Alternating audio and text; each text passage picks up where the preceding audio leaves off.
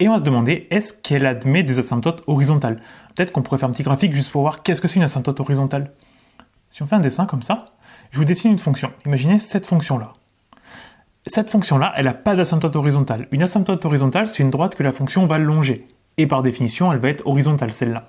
Sauf que là, il n'y a aucune droite horizontale qu'elle longe. À la rigueur, il pourrait y avoir des asymptotes obliques, ici ou ici, mais c'est les seules choses qu'on pourrait avoir. Il n'y a pas d'asymptote ni verticale, puisque la fonction, elle ne monte pas d'un coup, ou elle n'est pas à plat pour les asymptotes horizontales. Et en fait, il y a quelque chose, il faut juste savoir, c'est que au milieu du graphique, par exemple, si on se met un endroit ici, les seules choses qu'il peut y avoir, c'est des asymptotes verticales, parce que notre fonction, elle peut exploser vers le haut ou vers le bas. C'est les seules choses qu'elle peut faire.